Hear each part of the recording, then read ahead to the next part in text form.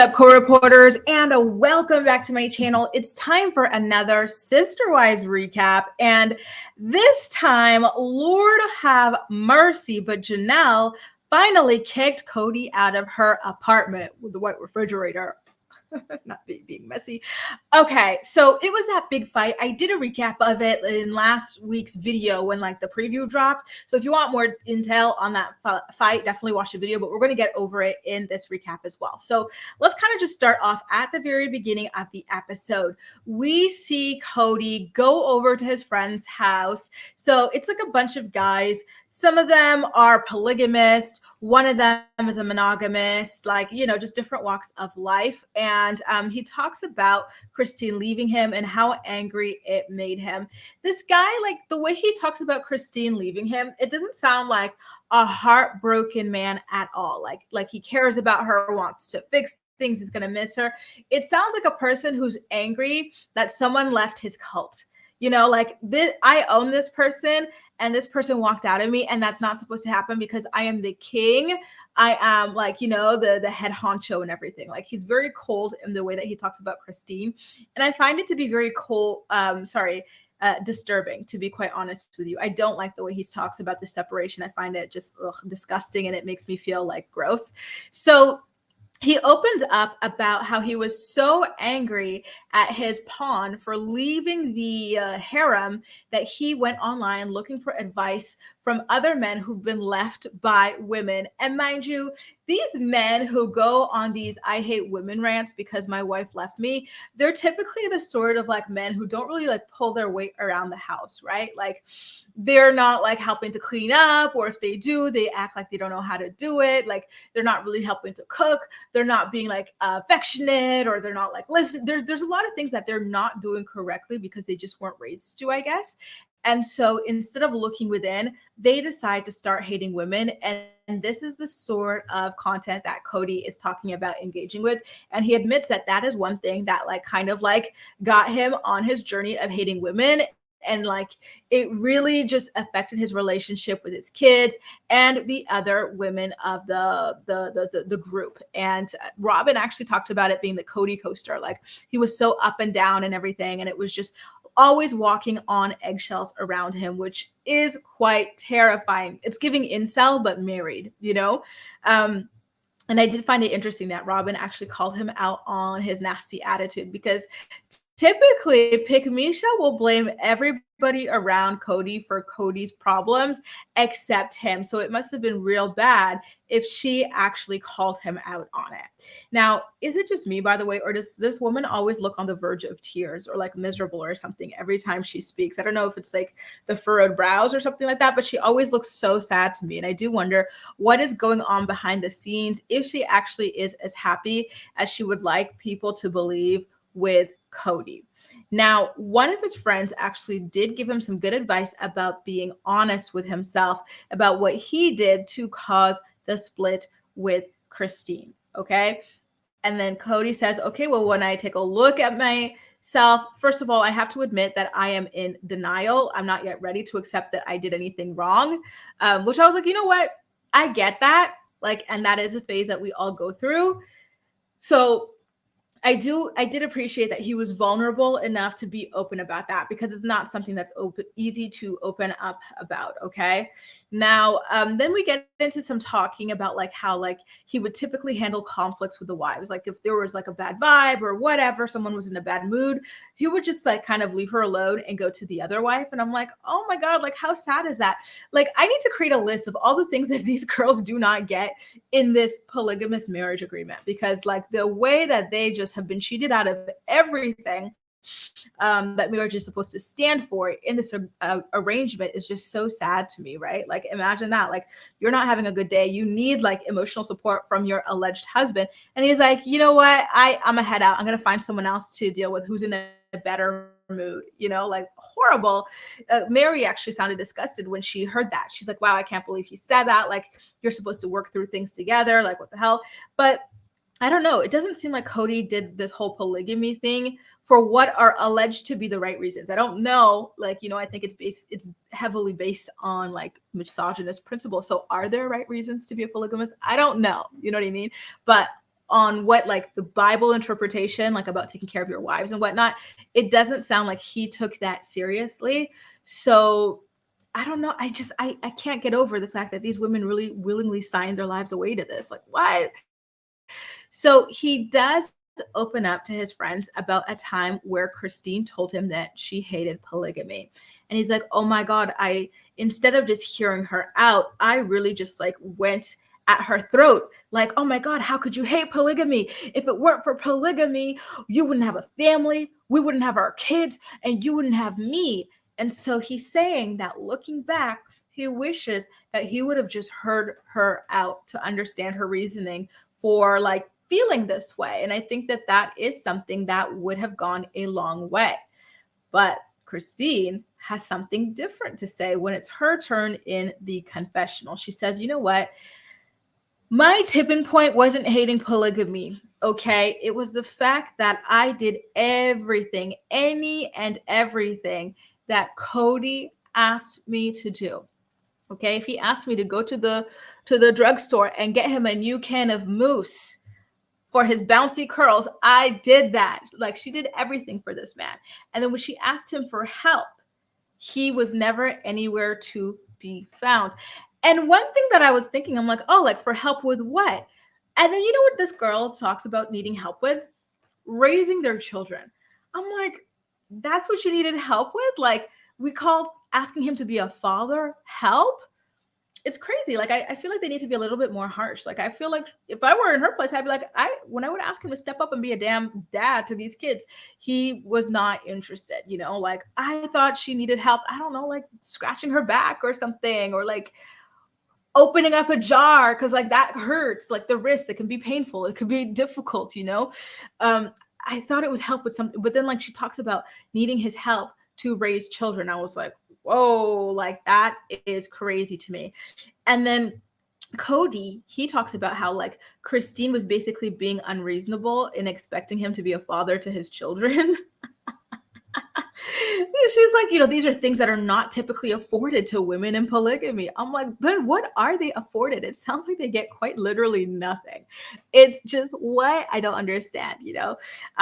Like I said, I don't understand this form of polygamy because I get it in other cultures, right? Like I told you guys, my grandpa, he had 3 wives, but in my culture, and it's not Muslim, by the way, my family's Christian, you can only take on more wives if you can afford them. Like, and he had coin, okay? So he has a big plot of land, and then he built 3 homes. Each one he built and paid for on his own for each wife. And like you have to have money for each wife, each family, and they all have to be living about the same standard of living. But the gag is like, if one of them is going to live the best, it's not going to be wife number 1. It's going to be wife number 2 for whatever reason, but I digress. So like that sort of a thing. It's like, what in this form of polygamy, what do they get? I don't understand. Right. So, Christine at this point, she talks about how Kody was always eager and willing and stepping up to be present for Robin's kids, but never their own kids. And I'm like, well, girl, if he was never, why did you keep having kids with him? Did you really need to have like what? How many kids does she have with this man? Like 6 or something like that? Why did you keep having kids with him if this was a problem and he never stepped up? You would think after the second, you'd be like, all right, like I'm not doing this anymore. But again, listen, I think the religion aspect, right? I think that in their religion, the more kids you have, the closer you are to Jesus or God, or the more likely you are to go to heaven. So I do think that that might have played a role there. So I do feel very bad for her in that regard. But Kody is in deep denial about this. He says, no, that's not true. Again, the whole thing about Christine asking for things that are typically not afforded to women in plural marriages, and that Robin didn't get that either. So he's here basically saying that women in plural marriages are not entitled to husbands being present fathers for their children, and he admitting that he was not there for his children with Christine and claiming that he was not there for his children with Robin. I'm like, this isn't the flex that you think it is, buddy. Like, what? And speaking of Robin, here comes Pick Misha talking about, well, asking Kody to be a father to the kids he created is putting too much on his plate. So that's why I have nannies. Like, all of this just sounds absolutely ludicrous. Like, what is he doing then? He's not a present husband. He's not a present father. What is he doing? like, what does he spend his days doing? Like, I genuinely need to know. I'm on my rewatch, you guys. I'm on season 1. But I got distracted from a bit because there's this show. First of all, there's 2 shows on Netflix that I'm obsessed with right now. The first one is this Italian show called Framed, and it's so funny. And the second one is a Spanish show called Cable Girls, and that one's like more like kind of like vintage in the flapper era, I want to say. So I got caught off guard, but I will be back. I will be back. But yeah, it's so wild to me. I don't understand. So anyway, Kody says that, like, because the friend was like, what would you do if Christina wanted to have a sit down or something like that? Kody says, well, if Christine wanted to have a sit down, I would apologize and set her free if that was something that she needed to move on from our marriage. And then we get to see him roll up to Janelle's house. And this was that big scene that they dropped like that long preview for. And Lord, I just can't help but wonder, what is Janelle doing in this outdated apartment with a white refrigerator? How did she end up here? Like I said, I'm on season 1. I need to know how the hell she got screwed this badly. Everybody else is living in a full-blown house, and she's living in this tiny, tiny, outdated apartment. Like, what? No, like, come on now, Kody. What kind of husband are you? What is the point of being married and popping out all these kids for a man who doesn't help you raise them, just to end up like this all alone? It's what? So you could really tell that Janelle was already over Kody when like Kody walked in, because Kody comes in, she doesn't like really greet him. She's still on her computer. She doesn't put it away. She claims she's doing work, and it's like, well, he was popping up, so why don't you put your work away for a minute and then have the conversation that y'all were supposed to have? Why don't you offer him, you know what I mean? Like, just something. Like, there's no warmth there. So it's like, oh, she's done. So Kody wanders in this long sleeve shirt, talking about it's hot outside. Let me fix myself a cup of hot water. Because apparently he gave up on cooling himself off. So he's just going to add to the heat by drinking hot water. All right. So yeah, like, here's the thing. Kody starts asking about the children's Christmas plans and whatnot. And I'm like, why are you not asking your kids? Why don't you ask them? Like, they're grown and you're their parent. So why don't you ask them what they're doing and try to coordinate with the father? Isn't that the whole point of this? That you're the father, AKA the leader, the Lord Supreme of these families. So why aren't you acting like this? Why aren't you acting like it? Why are you acting like a random stranger who barely knows these people? Like, it's just so weird. And then he's upset at Janelle that he doesn't know what the children are doing. I'm like, well, how do you think Janelle knows what the children are doing? She communicates with them like a parent. Why can't you do that? It's not like some kind of special superpower that only she's able, or the women are able to as mothers. You can do it too, Kody. It's easy. Oh, Lord have mercy. So anyway, another thing that kind of like pissed me off was how Janelle was continuing to play telephone with this man. I feel like she should have said, I am not going to be your intermediary. These are your children just as much as they are mine. Any questions you have about them and how they're going to spend this holiday should be directed to them. They're adults, they're of speaking age, and they can communicate with you if that is something that they wish to do. Period. Because a lot of this fight that she ends up having with Kody is because Kody's upset at her for like not relaying the messages properly, or this, that, accusing her of this, that, and the other. It's like, all right, well, why don't we like nip this in the bud, squash this by you talking to them on your own and leave me out of it? That, I feel like, would have like solved a lot of these problems that they were having. And he basically tells her that it's her responsibility to connect him with the kids and whatnot. And I can't, like, the audacity of this man is insane. It's always the most incompetent, like, loser, non-providing men who want to have these harems of women. Like, to do what with? To have me living in a 1-bedroom apartment with a white refrigerator, like, at like 50, you know what I mean? Like, no, like, what? Like, you have nothing to provide these women. No emotional support, no financial support, no parenting support, literally nothing. Meanwhile, like, he thinks that he deserves to have all of them at his feet and at his beck and call.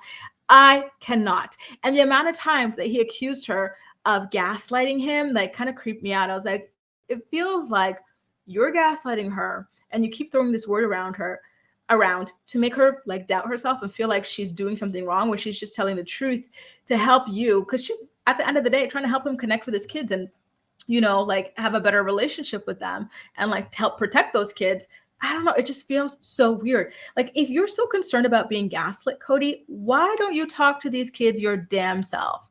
That way there's no one to quote unquote gaslight you about what they're saying and doing. You have a direct line there. It's just, I don't know. I don't like it.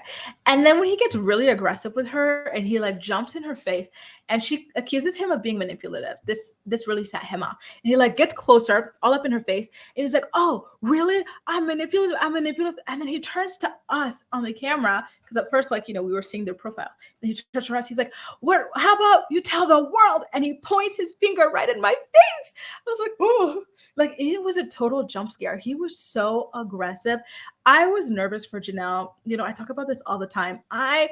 I didn't grow up in a screaming family or in a fighting family at all. So the way that people fight on TV could sometimes stress me out. Like, I'm there. I'm like, I can't imagine being there, like, for a fight like this. Like, this is wild to me, like I really felt horribly for her that this went down. And then on top of that, he goes, why don't you go hang out with your buddy, Christine?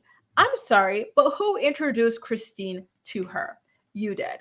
Okay. So how is it that you bring all these women around, expect them to be sisters with the joint goal of serving you, and then you expect that after all these decades and years of them being sister wives, aka sisters, raising kids together, why do you expect for Janelle to just cut off Christine just because Christine doesn't want to be with you? That's not a sisterhood, is it, Kody? Right? I'm happy that Janelle and Christine still have each other, not only for themselves, but for those kids as well. And you as a father should be. Like, I feel like that said a lot about him. He acted like, oh, I'm not jealous. Maybe I could be jealous if Christine gets a new man, but I'm not sure. Dude, you're jealous. You're already jealous, because that was pathetic. Now, at this point, Janelle accuses Kody of pushing her out of their marriage because he hasn't even spoken to her in a week. And we all know, you guys, he doesn't even speak to Mery at all. Mary's been like very forthcoming about that. So I think about it. I'm like, oh, is this just what he does? Like, he quiet quits relationships because he's a coward? I believe Janelle. I really, really do, because Mery was very, very, very candid about the fact that Kody doesn't really speak to her. So it seems like he doesn't speak to anybody other than Robin and her kids, right? So he's so interested in knowing what these kids are doing for Christmas and whatnot, but he doesn't speak to them directly, and he doesn't speak to their mother for like a week plus. Are you sure, Kody, you're that concerned? Are you sure you really want to spend Christmas with these kids then? Because you are not acting like it. Like, it's just, none of it adds up, right? And mind you, Kody, in my opinion, talks about his sons like he literally hates them. I get being upset that they spread COVID by being, stupid and like lying, basically. But my God, like, I don't hear any love in his voice when he talks about them. It's always your kids, those boys, the boys, and it's real cold, to be honest with you. I will also say that I'm disgusted at him claiming that Janelle cheated him out of his relationship with his family. Again, he's grown. He has a phone. Like he said, the phone works both ways. So why doesn't he give it a try from his side? Right? Janelle says it feels like she and Kody are going to split after that argument, and that there was a lot of contempt. Oh, she didn't say contempt. I said that. That was in my notes, because it was very obvious from the moment that Kody walked in, she was done. There was no warm greeting. There was no, let me spend my undivided attention on you. It was very hostile from the very beginning. And I do have to say that she contributed to that. But I don't say this to blame her. I see why she would be freaking exhausted and fed up. Like, where does this guy think he gets off never talking to me and then popping up trying to give me orders and accuse me of gaslighting him? When do I gaslight you? You don't even talk to me, right? Like, what? And then he's accusing me of ruining his relationship or cheating him out of a relationship with his kids. Like, he's not capable of speaking to them on his own. It's just crazy. And at this point, she also reveals that she threw his stuff out of the house. The way I gave her a sitting ovation on my couch, like, yes, Janelle, get him out. He deserves nothing from you. Like, he gives you nothing, so he deserves nothing in return. And I hope you threw that stuff out in the rain. Oh, that'd be juicy, pun intended. And so she also talks about how Kody like kind of like leaves relationships that way, because in their religion, you're looked down upon when you like kind of just break up with somebody, a marriage. And so to avoid that looking bad on him in their religion, Kody pushes these girls to leave him. So he did that with Christine, and she feels like he is doing that now with her. And I'm like, yeah, that makes sense. He's been trying to do it with Toby for a long time, but listen, Toby has no shame, no dignity. So she's just hanging on for as long as she can. And for those who don't remember my initial recap episode 1, Toby is Mery. She's just got his energy. You know how Michael Scott does not like him and can't stand him, but he just doesn't seem to notice? That is her. Like, she can hang on. She can hang on longer than most. And look, they're even wearing the same outfit. So it does seem that way at that point. And it's just another example of how this relationship dynamic of polygamy does not benefit these women at all. So not only is this man not stepping up as an actual husband for you guys, right? He's not stepping up as a father for the kids you make together. He's not financially providing for you. And now he's not even protecting you in the religious sense. It's whoever leaves these marriages looks bad in this religion, and I guess runs the risk of being shunned.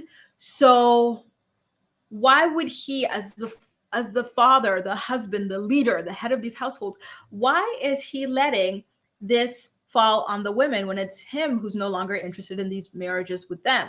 They would have stayed. They all keep saying that, but he chose Robin over them. So why can't he like do it with dignity, right? Like, why can't he assume his choice in Robin instead of leaving these women to suffer emotional neglect and then potential ostracization for leaving him? Like, he is a coward in all caps lock. Wow. I am stunned. Honestly, that thing just, really got to me, because I know how seriously some people can take these things in religion and like really like ruin people's lives and ostracize them and whatnot. So the fact that he, as this leader, can't even protect his wives from that is truly pathetic. Like, and I mean that. So then it gets really sad when Janelle comes to the realization that she's got nothing, right? Like, Robin's got this house. Even Mary's got a nice house. Christine's moved on. I don't know where Christine's living at yet. She hasn't shown me her house, but she seems to have a nice house from what I've seen of her FaceTimes with people. And then we see Janelle just walking through an empty forest, which I guess is supposed to be home to Neverland Ranch, that thing that they've been putting their money into that hasn't been made, and they risk being foreclosed on. And so she's like, oh my God, I'm like in my 50s. I have nothing because it's all tied up in this plot of land that we might not even get to keep because of financial issues. Ooh, and she can't even take him to court for alimony because these marriages are not real.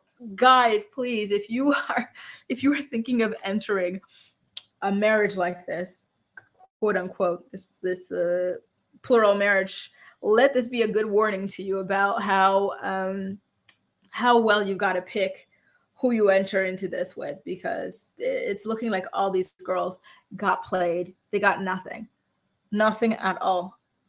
At all. And that's quite scary, to be honest with you. Like, this all just feels so like predatory and manipulative. Anyway, then we get into Christine FaceTiming with Janelle's son, who wanted to make some bread rolls for like Christmas with his girlfriends. And it was so cute. And she talks a lot about her relationship with Janelle's kids, how she was watching them a lot of the time because Janelle would be working. And I'm like, why are you working?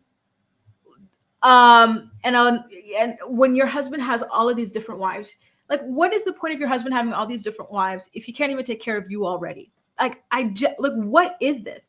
Oh my God, the way that these people have been brainwashed into accepting less than the bare minimum. Like, the bare minimum would have been a step up from whatever they have going on here, Anyway, Mary's house was gorgeous, by the way. So Kody and Robin head over there.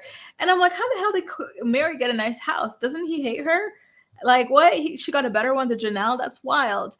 Now, Mery and Kody sit down by the fire, and Robin was just standing there, like kind of like hovering, like as they were sitting down. I'm like, girl, why aren't you sitting down? Is this some kind of like power move, or is this kind of like uh is this like a dominance thing? Is this a hemorrhoids thing? Why are you not sitting down? It just felt really weird. I don't like that when I'm sitting and someone's hovering over me. If someone's standing and I'm sitting, I'm going to stand up too, because it's just weird. Like, I don't like the energy of someone looking down on me, quite literally. So the reason why they went down there is for Kody to vent about his fight with Janelle and everybody doing separate Christmases. And I'm like, I wish the hell my husband would come up to me with another woman to complain about another woman. It was just so weird, yeah, like, why was he asking Mery, by the way, like how she was going to spend her Christmas and Christmas Eve and stuff? I'm like, again, you're supposed to be this like genius leader of this family. Why are you asking them and not aware of what people are doing? You should be coming up with a plan. This is your responsibility as the supreme leader of this harem. Like, you should have a plan. Why are you asking me? Like, you barely even like me. And this is me being Mery. You barely even like me. So obviously she would want for him as the husband to have a plan and say, we're going to go here. And then like, maybe try to like, offer insight into like, what we're going to eat, this, that, and the other, like work on that together. But I feel like that's his responsibility, but he does not take responsibility for anything because he's not a good quote unquote leader. Not that these women even need a leader, but this is what they've bought into, and he's just failing at that.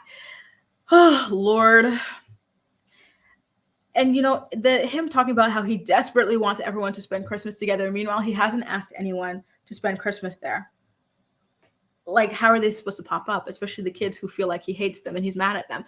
Why has he, as the father, not reached out to them? It's just weird. And then why, like, then at the end, I see a preview for a daughter named Savannah. I'm like, I didn't even hear this name pop up in conversation. Why? And I know she's not involved in the COVID scandal, because he would have said, my kids, or like not my kids, the kids, or the sons and the daughter, in this very detached way of speaking. But she had nothing to do with that. So why does he not know what she's doing, right? Like, why has he not asked her if she wants to spend it with him at his house with like Robin and all the other kids? Like, he is such a flop, you guys. This is the worst polygamous head of household I've seen. Not that I've even seen other ones, but yeah, this is bad. Like, dude, he is like a Wish version of what this is supposed to be. My God. Anyway, you guys, that does it. A recap of what went down on Sister Wives Season 18, Episode 3. As usual, I'm more excited to hear what you have to say about everything, so please make sure to leave all of your thoughts and opinions in the comment section down below, and we'll chat. That's all for now. Thank you so much for watching, and I'll see you next time.